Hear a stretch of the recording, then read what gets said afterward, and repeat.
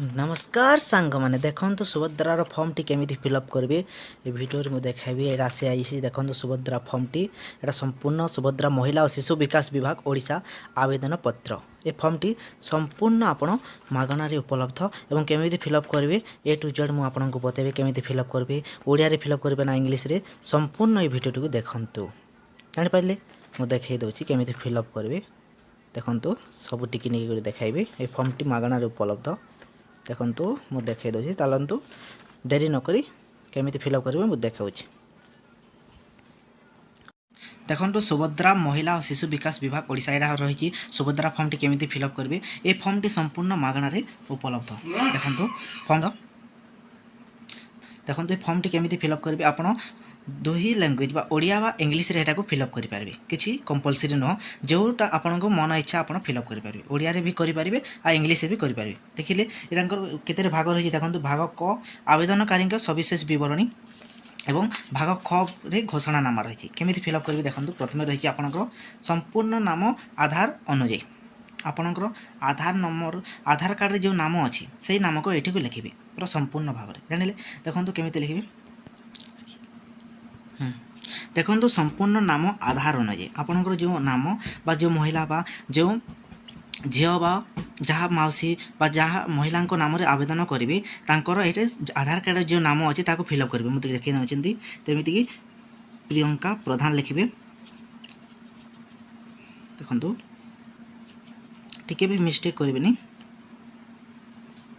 गोटे बॉक्स छाड़ी यहाँ ना रहा आपंकर फास्ट नेम तापर गोटे बॉक्स बा दुईटे बॉक्स छाड़ी आप लिखे तांकर टाइटल टी देखो एमती जदि ए धरुनी तलरे भी एमती स्पेस जो बॉक्स मान रही से आप लिखिपारे जानिले जानिले तलरे भी आपंकर जदि ना जदि लंग अच्छी ताहले एठी भी लिखिपारे जानिले तलरे जानिले देखंतु एमती लिखिपारे तापर दुई नंबर रही दुई नंबर ऑप्शन रही आधार संख्या आपंकर जो आधार नंबर अच्छे ये देखो 0120 जहाँ भी थी 300000 आपंकर जो आधार नंबर टी एमती फिलअप करेंगे जानिले 12टी नंबर रही है से आधार नंबर को ये लिखी तापर 3 नंबर रही है स्वामी बा पिता नाम आधार नहीं आपंकर आधार कार्ड अनुसार आपंकर स्वामी नाम आपंकर पिता नाम लिखिपारे जानिले जानिले 3 नंबर रही है स्वामी बा पिता नाम आधार अनुଯାयी आपंकर ए स्वामी नाम लिखिपारे धरतु सूरज गोटे स्पेस टाइटल तापर लिखे नाम तापर टाइटल रहा दुईटी बॉक्स छाड़ी भी लिखिपारे पूरा भल भाव में लिखे जानिले एमती रहा आपंकर जन्म तारीख र4 नंबर अच्छे आपंकर जन्म तारीख धरतु जड़े महिला जन्म दिन हूँ 2 तारीख 02 लिखे बा 10 तारीख है 10 रही मस रहा धरतु मे बा अगस्ट होते मे मसपाई 05 सेपरी जदि अगस्ट हो 08 जदि 12 मास हो डिसेम्बर हो 12 एमती वर्ष रहा धरतु आपंकर जदि 1991 होती 1991 जदि 2001 2001 एमती लिखिपारे 4 नंबर जानिले 4 नंबर गला 5 नंबर रही देखो वर्ग एटा को टिक करेंगे आपड़ जदि ओबीसी बा को कैटेगरी अच्छा आप साधारण जेनेल कैटेगरी होते यहाँ पर टिक करेंगे जदि अनुसूचित जाति जो माने शेड्यूल कास्ट एससी होते से अनुसूचित जाति उपर टिक करेंगे है राइट चिन्ह मारे और अनुसूचित जनजाति एसटी माने जदि आप बिलंग्स कर से महिला माने यहाँ पर एसटी बा अनुसूचित जनजाति उपर टिक मारे जानीपारे एमती तापर शारीरिक भिन्नक्षम देखिए 6 नंबर रे आपड़ जदि विकलांग अच्छा हाँ जदि होती जदि राइट मारे हाँ उपर ना होते टिक करेंगे जानिले तापर 7 नंबर रही देखो देखो 7 नंबर रही आधार संयुक्त मोबाइल नंबर जो आधार नंबर यहाँ गोटे मोस्ट इम्पोर्टेंट देखो आपणकर आधार नंबर सहित जो मोबाइल नंबर आधार कार्ड सहित जो मोबाइल नंबर टी लिंक अच्छे ताकि लिखे जानिले मोबाइल नंबर टी लिखे आपंकर जो मोबाइल नंबर धरतु एमती फिलअप करेंगे जानिले 5 6 7 8 9 10टा नंबर तापर आधार सहित जो मोबाइल नंबर टी लिंक अच्छे ताकि लिखे आ अलग नंबर लिखे नहीं जानिले तापर विकल्प mobile number alternative mobile number आपंकर जदि अन्य गोटे सिम अच्छे आप घरे से मोबाइल नंबर टी देवे कहीं ए भी मेसेज आसपे जानिले आपंकर बहुत लोक कौन हो आधार कार्ड से पुराना नंबर टी लिंक हो जाए से मेसेज फेसेज आसुनी से विकल्प नंबर थे आप जानीपारे जानिले ए फिलअप एमती फिलअप କରିଦେବେ, ନମ୍ବରଟି ଲେଖିଦେବେ। ତାପରେ 9 ନମ୍ବର ରହିଯାଇଛି ଆପଣଙ୍କର ଜିଲ୍ଲା। ଆପଣଙ୍କର ଜିଲ୍ଲା ଯେଉଁ ଜିଲ୍ଲାର ଆପଣମାନେ ବିଲଙ୍ଗସ୍ କରୁଛନ୍ତି ସେ ଜିଲ୍ଲାର ନାମ ଲେଖିବେ। ଜାଣିଲେ, ଦେଖନ୍ତୁ ଏଠି ଜିଲ୍ଲାର ଆପଣଙ୍କ ନାମ ଜିଲ୍ଲାର ନାମ ରହିବ 9 ନମ୍ବରରେ। ଦେଖନ୍ତୁ ଯେଉଁ ଜିଲ୍ଲାର ହୋଇଥିବେ ଆପଣ ଯେଉଁ ଅନୁଗୁଳରେ ଲେଖିବେ। ତାପରେ ଗ୍ରାମାଞ୍ଚଳ ନିମନ୍ତେ 10 ନମ୍ବର ଟିକେ ମାନେ ଫିଲ୍ଅପ୍ କରିବେ ଯେଉଁମାନେ ଗ୍ରାମାଞ୍ଚଳରେ ଯେଉଁମାନେ ବାସନ୍ଦ ହେଇଥିବେ, ଯେଉଁମାନେ ଗ୍ରାମାଞ୍ଚଳରେ ରହି ଆସୁଥିବେ ତାଙ୍କର ଆଧାର କାର୍ଡ଼ରେ ଗ୍ରାମାଞ୍ଚଳ ରହିଥିବ। ଏବଂ ସହରାଞ୍ଚଳ ନିମନ୍ତେ ଯେଉଁମାନେ ସହରାଞ୍ଚଳରେ ବାସ କରୁଥିବେ ସେମାନେ 11 ନମ୍ବରଟା ଫିଲ୍ଅପ୍ କରିବେ। ଜାଣିଲେ, ଏଇଟା ମୋଷ୍ଟ ଇମ୍ପୋର୍ଟାଣ୍ଟ। ଗ୍ରାମାଞ୍ଚଳ ନିମନ୍ତେ କ'ଣ କରିବେ, ପ୍ରଥମେ ଗ୍ରାମ ରହିବ ଆପଣଙ୍କର, ଗ୍ରାମଟି ଫିଲ୍ଅପ୍ କରିଦେବେ। ଧରି ନିଅନ୍ତୁ, ତାପରେ ଗ୍ରାମ ପଞ୍ଚାୟତ ରହିବ ଆପଣଙ୍କର,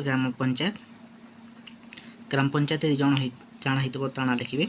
ଜାଣିଲେ, ତାପରେ ଆପଣଙ୍କର ବ୍ଲକ୍ ରହିବ, ବ୍ଲକ୍ଟି ସବୁ ଏମିତି ଫିଲ୍ଅପ୍ କରିବେ।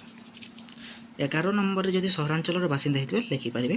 ଆପଣଙ୍କର ୱାର୍ଡ଼ ନମ୍ବର ଲେଖିବେ, ଅର୍ବାନ୍ ଲୋକାଲ୍ ବଡ଼ି ସହର ନଗର। ତାପରେ 12 ନମ୍ବରରେ ରହିଛି ଦେଖନ୍ତୁ ଆଧାର ସକ୍ଷମ ସଞ୍ଚୟ ଖାତା ଥିବା ବ୍ୟାଙ୍କ ନାମ। ଏଇଟା ମୋଷ୍ଟ ଇମ୍ପୋର୍ଟାଣ୍ଟ। ଆଧାର ସହିତ ଆପଣଙ୍କର ଯେଉଁ ଖାତାଟି ଆପଣଙ୍କର ସେଭିଂ ଆକାଉଣ୍ଟଟା ଯେଉଁ ଖାତାଟିରେ ଆପଣଙ୍କର ଆଧାର ଲିଙ୍କ ରହିଛି ସେହିଟାର ଆପଣ ଆକାଉଣ୍ଟ ନମ୍ବର ଲେଖିବେ ନାହିଁ। ଯଦି ଆପଣ ଏଥିରେ ମାଗିଛି ଦେଖନ୍ତୁ, ଏଥିରେ 12 ନମ୍ବରର ଯେଉଁ ଅପସନ୍ ରହିଛି ଆପଣଙ୍କର ଯେଉଁ ବ୍ୟାଙ୍କ ଖାତାରେ ଆପଣଙ୍କର ଆଧାର କାର୍ଡ଼ଟି ଆଧାର ନମ୍ବରଟି ଲିଙ୍କ ଅଛି ବା ଆଧାର ଲିଙ୍କ ଅଛି ସେହି ଆକାଉଣ୍ଟର ଆପଣ ନମ୍ବର ଏଥିରେ ଲେଖିବେ ନାହିଁ, ଆକାଉଣ୍ଟ ନମ୍ବରଟି ଲେଖିବେ ନାହିଁ। କ'ଣ ଲେଖିବେ ଜାଣିପାରିଲେ, 12 ନମ୍ବରରେ ଆପଣଙ୍କର ଆଧାର ଲିଙ୍କ ଥିବା ଖାତାର ବ୍ୟାଙ୍କର ନାମଟି ଲେଖିବେ, ଆକାଉଣ୍ଟ ନମ୍ବର ଲେଖିବେନି। ଆପଣଙ୍କର ଯେଉଁ ବ୍ୟାଙ୍କ ହେଇଥିବ, ଧରି ନିଅନ୍ତୁ ଷ୍ଟେଟ୍ ବ୍ୟାଙ୍କ ଅଫ୍ ଇଣ୍ଡିଆ ହେଇଥିଲେ ଷ୍ଟେଟ୍ ବ୍ୟାଙ୍କ ଲେଖିବେ, ଇକୋ ବ୍ୟାଙ୍କ ହେଇଥିଲେ ଇକୋ ବ୍ୟାଙ୍କ ଅଫ୍, ଜାଣିଲେ ଯେଉଁ ବ୍ୟାଙ୍କର ନାମ ଏଥିରେ ଲେଖିବେ। ଏଇଟା ରହିଲା ତା ଶେଷ। ତାପରେ ଭାଗ ଖରେ ରହିଛି ଘୋଷଣା ନାମ। ଦେଖନ୍ତୁ, ମୁଁ ଏ ଦ୍ୱାରା ଘୋଷଣା କରୁଛି ଯେ ପୂର୍ବ ପୃଷ୍ଠାରେ ଉଲ୍ଲେଖିତ ତଥ୍ୟ ମୋର ଜ୍ଞାନ ନିଜେ ସତ୍ୟଟି। ମୁଁ ଜ୍ଞାତ ଯେ ଏଥିରେ କୌଣସି ମିଥ୍ୟା ପ୍ରମାଣିତ ହେଲେ ଏ ଆବେଦନକୁ ପ୍ରତ୍ୟାଖ୍ୟାନ କରାଯାଇପାରେ ଏବଂ ଆଇନଗତ କଠୋର କାର୍ଯ୍ୟାନୁଷ୍ଠାନ ଗ୍ରହଣ କରାଯାଇଛି। ଦୟାକରି ପ୍ରଯୁଜ୍ୟ ସ୍ଥାନରେ ଠିକ୍ ଚିହ୍ନ ବା ରାଇଟ୍ ଚିହ୍ନ ମାରନ୍ତୁ। ଦେଖନ୍ତୁ, ଏଥିରେ ପଢ଼ିକି ସମ୍ପୂର୍ଣ୍ଣ ଭାବେ ଆପଣ ଠିକ୍ ବା ସଠିକ୍ ଆପଣଙ୍କର ସମ୍ପୂର୍ଣ୍ଣ ତଥ୍ୟ ଦେବେ। ଜାଣିଲେ, ରଙ୍ଗ ଇନଫର୍ମେସନ୍ ଦେବେନି, ନହେଲେ ଆପଣ ଏହାର ସୁବିଧାରୁ ବଞ୍ଚିତ ହେବେ। ଦେଖନ୍ତୁ, ପ୍ରଥମେ ରହିଛି ମୁଁ ଓଡ଼ିଶାର ବାସିନ୍ଦା ଅଟେ, ଏମିତି ଟିକ୍ ମାରିବେ। ତାପରେ 1 ଜୁଲାଇ 2024 ସୁଦ୍ଧା ମୋର ବୟସ 21 ବର୍ଷ କିମ୍ବା ତାଠାରୁ ଅଧିକ ଏବଂ 60 ବର୍ଷରୁ କମ୍ ଅଟେ। ଆପଣ ଯଦି ଏହାପରେ ବି ଏମିତି ଟିକ୍ ମାରିବେ। ମୁଁ କୌଣସି ରାଜ୍ୟ କିମ୍ବା କେନ୍ଦ୍ର ସରକାରଙ୍କ ଯୋଜନାର ଅଧୀନରେ ମାସିକ 1500 ଟଙ୍କା କିମ୍ବା ତାଠୁ 18,000 ଟଙ୍କା ଅଥବା ତଦୁ ଆର୍ଥିକ ସହାୟତା ରାଶି ପାଉନାହିଁ। ଏମିତି କ୍ଲିକ୍ ହେଲା, ଟିକ୍ ରାଇଟ୍ ଚିହ୍ନ ମାରିବେ। ମୁଁ କିମ୍ବା ମୋ ପରିବାରର କୌଣସି ସଦସ୍ୟ ବର୍ତ୍ତମାନ କିମ୍ବା ପୂର୍ବତନ ସାଂସଦ, MP କିମ୍ବା ବିଧାନସଭା ସଦସ୍ୟ MLA ନୁହନ୍ତି। ଜାଣିଲେ, ତାପରେ ରହିଛି ମୁଁ କିମ୍ବା ମୋ ପରିବାରର କୌଣସି ସଦସ୍ୟ ଆୟକର ଦାତା ନୁହନ୍ତି। ଏମିତି ଟିକ୍ ମାରିବେ, ରାଇଟ୍ ଚିହ୍ନ। ମୁଁ କିମ୍ବା ମୋ ପରିବାରର କୌଣସି ସଦସ୍ୟଙ୍କ ଏଇଟା ବି ରାଇଟ୍ ମାରିବେ। ଏଇଟା ଆପଣ ସମ୍ପୂର୍ଣ୍ଣ ଭାବେ ପଢ଼ିବେ, ଟିକେ ଆଉ ଭଲ କରି ମାରିବେ। ଜାଣିଲେ, ମୁଁ କିମ୍ବା ତାପରେ ଆଉ ଗୋଟେ ରହିଛି ଦେଖନ୍ତୁ, ଏଇଟା ବି ମାରିବେ। ଏମିତି ପଢ଼ିକି ଆପଣ ସମ୍ପୂର୍ଣ୍ଣ ଭାବେ, ମୁଁ ଟିକେ ଜଲ୍ଦି କହିଦେଉଛି। ମୋର କିମ୍ବା ମୋ ପରିବାରର କୌଣସି ସଦସ୍ୟଙ୍କର 5 ଏକରରୁ ଅଧିକ ଜଳସେଚିତ କିମ୍ବା 10 ଏକରରୁ ଅଧିକ ଅଣଜଳସେଚିତ ଜମି ନାହିଁ। ରାଇଟ୍ ମାରିବେ। ମୋର କିମ୍ବା ମୋ ପରିବାରର କୌଣସି ସଦସ୍ୟଙ୍କର 4 ଚକିଆ ମୋଟର ଯାନ ନାହିଁ। ଯଦି ଆପଣଙ୍କର 4 ଚକିଆ ମୋଟର ଯାନ, ଟ୍ରାକ୍ଟର, ମିନି ଟ୍ରକ୍ ଏବଂ ଛୋଟ ବାଣିଜ୍ୟିକ ଯାନ ଏବଂ ସମାନ ହାଲୁକା ମାଲବାହୀ ଯାନ ବ୍ୟତୀତ, ଜାଣିଲେ, ଆପଣ ଯଦି ଜାଣିଲେ ଏଟାକୁ ଏମିତି ରାଇଟ୍ ମାରିବେ। ତାପରେ ରହିଛି ମୋ ପରିବାର ବାର୍ଷିକ ଆୟ 2 ବା କେବଳ 2,50,000 ଟଙ୍କାରୁ କମ୍। ଜାଣିଲେ, ଯଦି ହେଇଥିବ, ଯଦି ବେଶୀ ଇନକମ୍ କରୁଥିବେ ତାହେଲେ ଆପଣ ଏଥିରୁ ଲାଭ ପାଇପାରିବେ ନାହିଁ। ତାପରେ ଭାଗ ଗ ରହିଛି, ଏଥିପାଇଁ ତ ମୁଁ ନିମ୍ନଲିଖିତ ପାଇଁ ସମ୍ମତ ଜଣାଉଛି।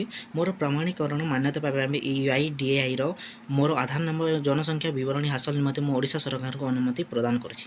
ଏହି ଉଦ୍ଦେଶ୍ୟ ପାଇଁ ନିଜକୁ ପ୍ରମାଣୀକରଣ କରିବାରେ ମୋର କୌଣସି ଆପତ୍ତି ନାହିଁ ଏବଂ ସମ୍ପୂର୍ଣ୍ଣ ଭାବେ ଜ୍ଞାତ ଯେ ଏହି ସୂଚନା କେବଳ ଉପରୋକ୍ତ ଉଦ୍ଦେଶ୍ୟରେ ବ୍ୟବହୃତ ହେବ। ଜାଣିଲେ, ପଢ଼ିପାରିଲେ, ପୁରା ସମ୍ପୂର୍ଣ୍ଣ ଭାବେ ପଢ଼ିବେ। ମୋର ଅତିରିକ୍ତ ATM କମ୍ ଡେବିଟ୍ କାର୍ଡ଼ ଜାରି କରିବା ପାଇଁ ମୋର ଆଧାର ସକ୍ଷମ ବ୍ୟାଙ୍କ ଆକାଉଣ୍ଟ ରକ୍ଷଣାବେକ୍ଷଣ କରୁଥିବା ବ୍ୟାଙ୍କକୁ ପରାମର୍ଶ ଦେବା ପାଇଁ ମୁଁ ଓଡ଼ିଶା ସରକାରଙ୍କୁ ଅଧିକାର ଦେଉଛି। ଆପଣ ଏଇଟାକୁ ପରମିସନ୍ ଦେଇନେଲେ। ଓଡ଼ିଶା ସରକାରଙ୍କୁ DBT ପ୍ରାପ୍ତ କରିବା ପାଇଁ ମୋର ଆଧାର ସକ୍ଷମ ବ୍ୟାଙ୍କ ଆକାଉଣ୍ଟକୁ NPCI ମ୍ୟାପର ସହିତ ସଂଯୋଗ କରିବାକୁ ମୋର ସମ୍ମତି ଦେଉଛି। ଜାଣିଲେ, ସମ୍ପୂର୍ଣ୍ଣ ଭାବେ ପଢ଼ିବେ ଟିକେ। ମୁଁ ଏହା ମଧ୍ୟ ସହମତ ଯେ ଓଡ଼ିଶା ସରକାର ସୁଭଦ୍ରା ପାଇଁ ମୋର ପରିଚୟ ପ୍ରତିଷ୍ଠା ଏବଂ ପ୍ରମାଣିତ କରିବା ନିମନ୍ତେ ଆଧାର ସଂଖ୍ୟାର ବ୍ୟବହାର କରିପାରିବେ। ଜାଣିଲେ, ଆଧାର ସଂଖ୍ୟାକୁ ଆପଣଙ୍କର ତାପରେ ଯାଞ୍ଚ ହେବ, ତାପରେ ଆପଣଙ୍କୁ ଯଦି ଆପଣ ଯୋଗ୍ୟ ବିବେଚିତ ହେବେ ତାପରେ ଆପଣଙ୍କର ମିଳିବ। ତାପରେ 5 ନମ୍ବରରେ ରହିଛି ମୁଁ ସୁଭଦ୍ରା ଅଧୀନରେ ସମସ୍ତ ନିୟମ ଓ ସର୍ତ୍ତାବଳୀର ସହମତ। ଜାଣିଲେ, ଯେଉଁ ନିୟମ ଅଛି ସେଥିରେ ଆପଣ ଯଦି ସହମତ ଏଥିରେ। ତାପରେ ରହିଛି ଦେଖନ୍ତୁ ତଳରେ ଆବେଦନକାରୀଙ୍କ ଦସ୍ତଖତ, ଯାହାଙ୍କ ନାମରେ ଆବେଦନ କରିଛନ୍ତି ତାଙ୍କର ଏମିତି ଦସ୍ତଖତ ରହିବ। ତାପରେ ଯେଉଁଦିନ ଆପଣ ଦାଖଲ କରିବେ ଆପଣ CSC ବା ଆପଣଙ୍କ ମୋ ସେବା କେନ୍ଦ୍ର ବା ଜନସେବା କେନ୍ଦ୍ରରେ ଯେଉଁ ସାଧାରଣ ସେବା କେନ୍ଦ୍ରରେ ଯେଉଁ ଦାଖଲ କରିବେ ସେ ତାରିଖ ରହିବ ଜାଣିଲେ ତାରିଖଟି ଏମିତି ରହିଯିବ ଜାଣିଲେ ଯେଉଁଦିନ ଆପଣ ସେଟାକୁ ଦେବେ ଦାଖଲ କରିବେ। ଯଦି ଭିଡ଼ିଓଟି ଭଲ ଲାଗିବ ଦେଖନ୍ତୁ ଆଉ ଥରେ ଦେଖେଇ ଦେଉଛି ଏମିତି ଫିଲ୍ଅପ୍ କରିବେ। ଭିଡ଼ିଓଟି ଭଲ ଲାଗିଥିଲେ ଲାଇକ୍ ଆଉ ସବସ୍କ୍ରାଇବ୍ ଜରୁର କରିବେ। ଧନ୍ୟବାଦ। ଏ ଟୋଲ୍ ଫ୍ରି ନମ୍ବରଟି ଦେଇଛି ଦେଖନ୍ତୁ ଏଟାକୁ ବି ଡାଏଲ୍ କରିକି ଆପଣ ସମ୍ପୂର୍ଣ୍ଣ ରୂପେ ଆପଣ ଜାଣିପାରିବେ ସମସ୍ତ ତଥ୍ୟ ଆପଣ କ'ଣ ଧନ୍ୟବାଦ।